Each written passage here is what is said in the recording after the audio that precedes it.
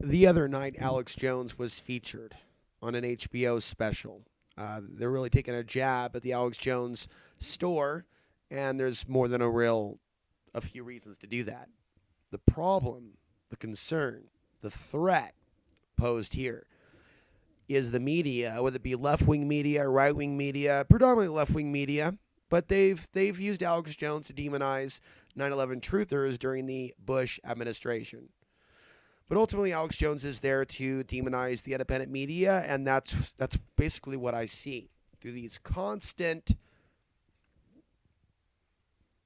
free advertising binges for Infowars.com, because that's what it is.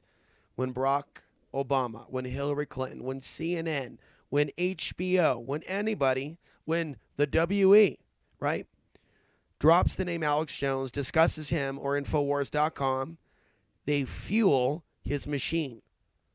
Here we see all these stories about the Daily Stormer, right? And even the NPR just doing one. The making of an American Nazi. Links to the Daily Stormer. But the week prior, Google News was linking to the Daily Stormer just because it was highly cited. Never did that before. I'm sure there are other highly cited articles from the Daily Stormer, but why now?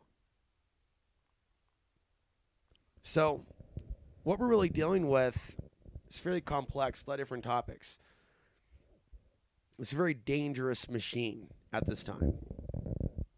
Alex Jones being a very dangerous extension of that machine. The machine propping up Alex Jones being demonized to really demonize the independent voices that aren't a part of the machine. So it's a very dangerous scenario. But see, ultimately, to people out there watching the mainstream media, they've been watching Doomsday Preppers. Here we have also Far Cry, a video game, which features some fringe, hillbilly, off-grid types, which, they're out here. They're out here. They bring out, though, the sovereign citizen or sovereign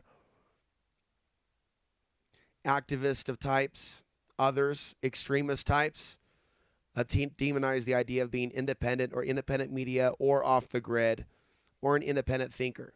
At one point in some articles, they've actually gone after people into lucid dreaming, trying to connect David Icke with a kid who killed himself just because he happened to have an interest in David Icke, but he just happened to also have an interest in mental illness. Maybe he was trying to free himself from his mental illness. But see, the thing is, Alex Jones is like a mental illness factory once you start looking really closely.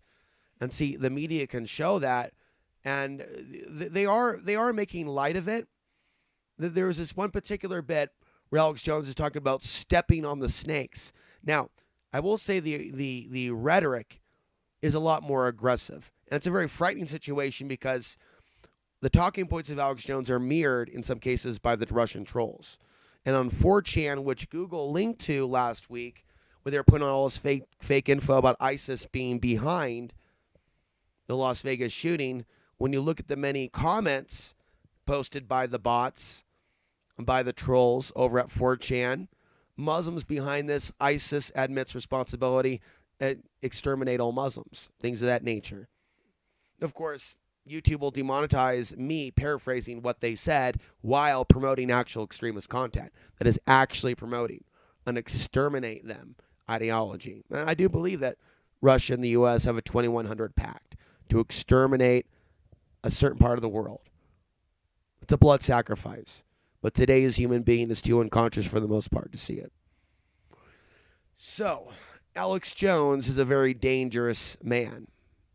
This isn't a joke. He and the others, if they want to coordinate a particular state so that Somalians have taken over the whole mall, even if they're just like in a part of the mall having their little holiday thing, they can do that. Doesn't mean they'll be successful. We need to look at cases in which communities have been targeted by these international terrorists, but they're still alive. But this is not a good sign. I raised alarm about Alex Jones and the Russians 6 years ago, as well as RT. Here we go, RT trying to work people up, right? Put up the publicity of it. It's okay to be white protests. Who's saying it's not okay? The other thing is those saying it's not okay in some cases are provocateurs themselves. Not in every case. Some cases, some people are just brainwashed to be racist against whites. But in other cases, you have the Russians, I would say, working both sides of the conflict. I could see the evidence of that on Facebook, and it came out in the Senate hearings. What does that mean? That means there could be really bizarre pro-BLM propaganda that's overtly anti-white. Or individuals out there saying that like they're owed money or this type of this thing or that thing, something really, really ridiculous. Like for months, I've been meaning to kind of bring this up. There are things out there that people say are owed to them that sound really ridiculous. And I wonder if they're just there and websites pushing those narratives or memes to just simply make other white people angry or make people put them on the defensive without realizing somebody's playing them. Somebody's playing them. Most people really aren't thinking like that. There really weren't plans for November 4th. What was it? The beginning of the end of what? And then here we see social media promoting that fear. People literally were going out in the streets November 4th because they were thinking that there was a plan to attack people in droves. But there wasn't an attack or attacks in droves or nothing out of the ordinary. It was the same old. And of course, you can have government influence over elements of Antifa and Antifa literature and propaganda and websites that's geared towards playing on that aggressive psychology. Go get them. Yeah. Your side wins. Punch in. Yeah. Ha. All that's provocative. And see, we are living in the day and the age where the people on the left and the right are openly acting like provocateurs, only they aren't earning a government check. They're just acting that way. You got another individual, a little bit of side topic. Let's talk about survival products because I know a lot about these fraudsters too. See, we talked about fake news. What about people that like markup products because they want every dollar that's in your wallet? I could tell you some stories that would go on for hours. Michael Knight, who was connecting with James Gillen, helping Richard from survivalcenter.com. I'm telling them, people don't have the type of money that you're allowed. You don't know how much money somebody has, he said to me. See, I helped them find a location to open up a store, and I was not helping them for long because I was not on board their program. So another individual in the last few months put out a video saying free keychain. You go click on the keychain, he wants $29.95. See, it's like a vampire reptilian mindset of taking advantage of people on YouTube that like the viral type of videos and a certain type of perspective. And yeah, Daddy Trump, hump the daddy. And they can turn around and go now. You know, there's nothing wrong with business or free market. It's the way people openly rip people off that are weak-minded. You know, you look at the vitamin D Alex Jones sells at a store, the same amount of vitamin D, $4 from a competitor. He's got it marked up to $30. Plus, you know, you want to talk about an analogy of drinking the Kool-Aid? There you go with Alex Jones and Infowars.com.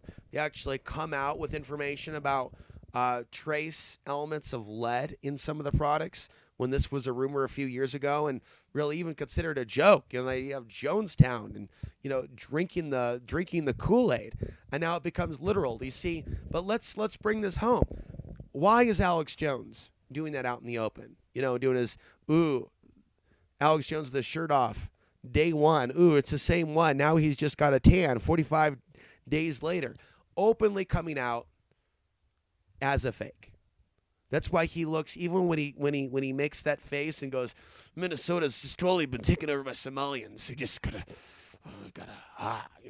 he'll make these twitches when he's lying. But he's openly selling people products that harm them, but he's also calling for violence to be done to innocent communities with language like stop the snakes and even fear of refugees spreading diseases being used as a selling point to sell his toxic, supposed self-help health products. And then, of course, again, and it's also in your face in plain sight. how he does the milkshake, right? With the bone broth and the chocolate, his own product, his own line. And he takes a drink and goes, mmm. And it overtly sounds just like that's some nasty stuff. Why do that? Why? And I don't think it's something that people really understand. But with Alex Jones specifically, which is why he's the worst role model for those lower intelligent men that are in the alternative media that actually use him for like cues and talking points and ideas, that's sad. And some of these men are really like popular. Yeah, because I guess they're going along with the narrative. And I guess maybe when I went more with Alex's narrative, some of them in 2008, 2009, maybe that explains why I had some support then that I don't have now. Because it was just part of this, wavelength, band of. But you don't want to do that. Alex Jones is coming out as a fraud because that's his job. He's in self-destruct mode.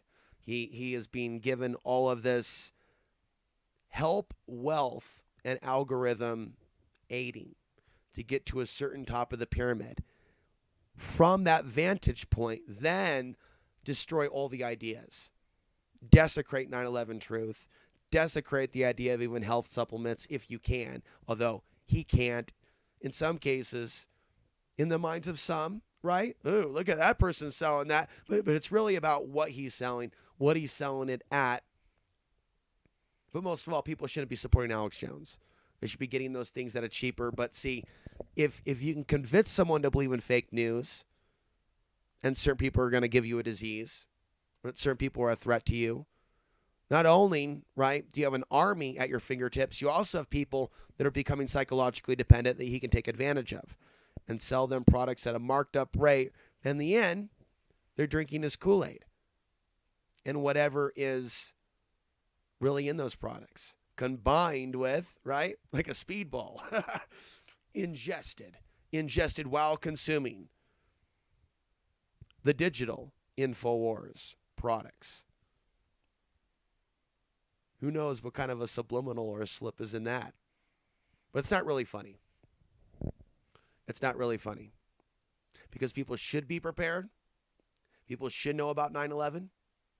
People should be thinking outside the box. But see, this isn't supposed to be some mass marketing meme that's meant to go nowhere into a black hole. And that's where he and others have taken it. So, when I sit back and I watch them mock Alex Jones, it's funny on one hand, but it's also very sad when they use Alex Jones to come after us in the independent media. Subscribing for new. Support if you can. Getting ready for a road trip. I'll be back with more.